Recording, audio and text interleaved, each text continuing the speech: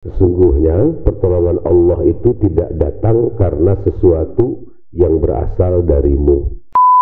Ada orang yang mencari dalil dalam Al-Quran itu untuk membuktikan kebesaran Allah Ta'ala. Ada orang yang sudah merasakan kebesaran Allah, lalu dia konfirmasi pada ayat-ayat Al-Quran. Mana yang lebih keren? Ada orang yang tidak tahu, dia sendiri tidak tahu kalau dia tidak tahu. Akhirnya dia jadi sok tahu.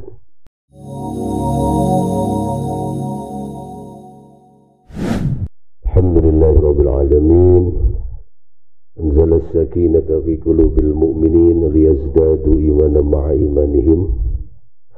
Asyhadu an la ilaha illallah al-malikul haqqul mubin.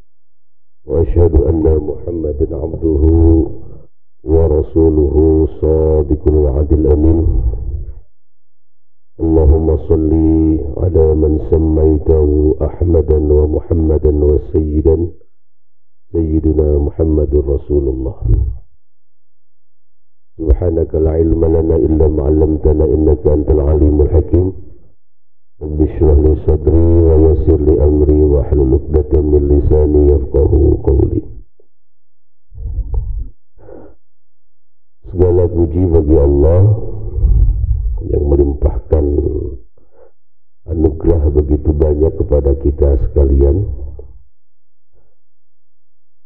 yang masih memberikan kesempatan pada kita untuk mengkaji ilmu yang sudah Allah berikan kepada para alim ulama, pada para orang-orang pilihan yang alhamdulillah kita diberikan anugerah olehnya dapat mengkaji ulang, seraya dengan memohon kepada Allah kemampuan untuk dapat memahaminya. Di tempat yang begitu sesak ini, sesak kalau kita bernafas dengan paru-paru, tapi berusahalah bernafas dengan kalbu kita. Mulailah belajar bernafas dengan kalbu, agar dunia yang sempit ini bisa kita nikmati, kita bisa tadaburi bersama. Tidak lain bahwa kajian-kajian yang kita lakukan di setiap malam Jumat dan malam-malam yang lainnya, salah satu tujuannya adalah agar kita tidak menjadi manusia yang hipokrit, menjadi manusia yang penuh dengan kemunafikan, manusia yang tidak gurur atau tertipu oleh alam dunia. Matiana dunia mata'ul gurur, karena dunia itu penuh dengan tipuan, keindahannya itu menipu. Jadi insya Allah kalau kita terus berusaha menggunakan kalbu kita agar bisa memahami kenyataan yang Allah berikan pada kehidupan ini, hidup ini tidak akan sesak, hidup ini tidak akan ribet, meskipun permasalahan begitu banyak, meskipun penyakit begitu banyak yang Allah berikan kepada kita umpamanya. Kalau kita memahaminya dengan kalbu yang penuh dengan cahaya ilmunya Allah, insya Allah tidak akan merasa sesak. Yang kita patut syukuri adalah bahwa kita masih dipilih oleh Allah Subhanahu wa Ta'ala untuk bisa menggunakan kalbu kita. Semua orang itu diberikan kalbu oleh Allah, diberikan potensi oleh Allah Subhanahu wa Ta'ala. Tapi ada yang terpakai, ada yang tidak terpakai. Ada yang bisa memakainya dan ada yang belum bisa memakainya. Kalbu seseorang itu ibarat pisau tajam. Kalau pisau tajam itu dipegang ibu-ibu jadi apa? Buat masak. Kalau pisau tajam itu dipakai Pak Iman buat apa?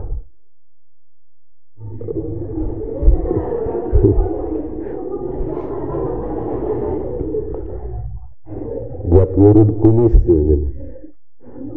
Kalau pisau itu dipakai oleh penjahat, maka dia akan membunuh orang lain.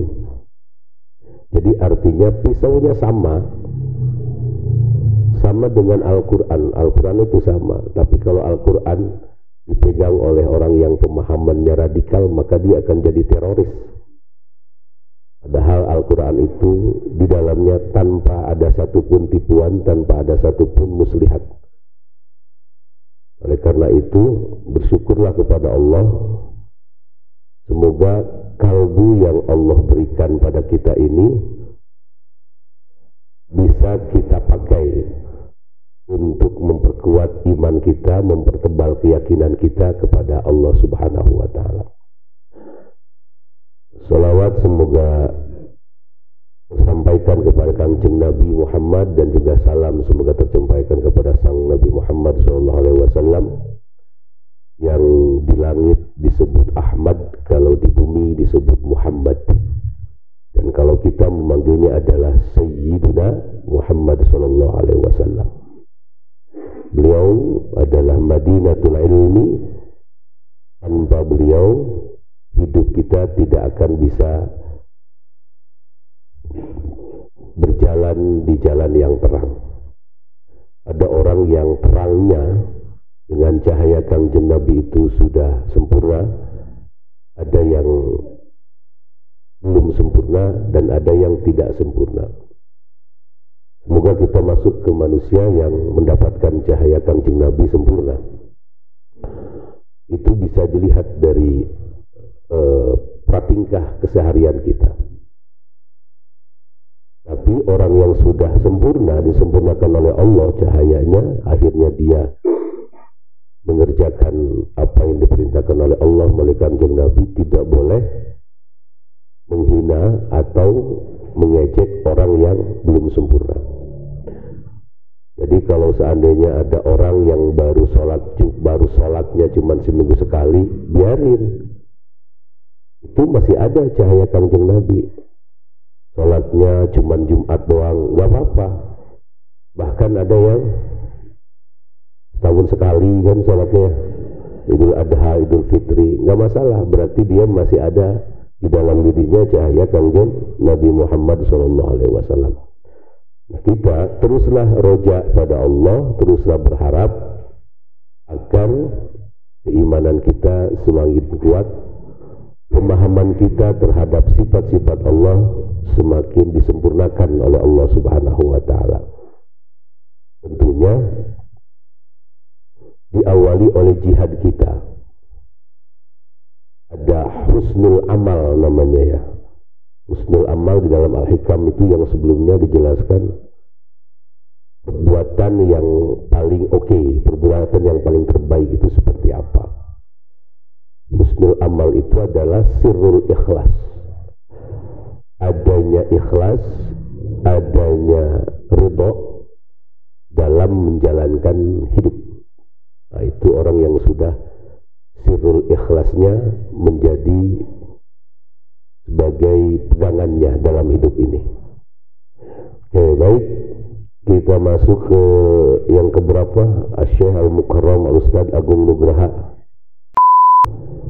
Jadi kalau diringkas begini, sesungguhnya pertolongan Allah itu tidak datang karena sesuatu yang berasal darimu, baik itu amal ibadah atau keikhlasan. Akan tetapi pertolongan Allah itu murni karena anugerah dan pemberian Allah Ta'ala. Baik, bismillah. Orang itu ada yang mencari dalil terlebih dahulu, lalu dia mencari pengalaman. Dalil dijadikan sebagai alat untuk mencari sesuatu yang baru. Ada orang yang sudah mengalami lalu dia mengkonfirmasi dengan dalil yang ada. Lagi, ada orang yang mencari kunci untuk membuka pintu. Ada orang yang sudah masuk ke dalam lalu dia konfirmasi, kenapa saya bisa masuk ke dalam, lalu ditemukanlah kuncinya. Ada orang yang mencari dalil dalam Al-Quran itu untuk membuktikan kebesaran Allah Ta'ala. Ada orang yang sudah merasakan kebesaran Allah lalu dia konfirmasi pada ayat-ayat Al-Quran. Mana yang lebih keren?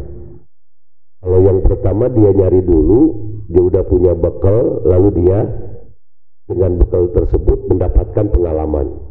Tapi ada orang yang sudah mengalami, dengan pengalaman itu lalu dia dapat dalilnya dari Al-Quran. Mana yang lebih keren?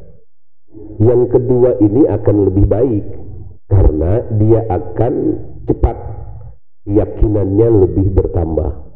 Yang keluar dari mulutnya paling, oh iya ya, nah begitu biasanya. Ternyata ada dalam Al-Quran. Akhirnya dia lebih apa?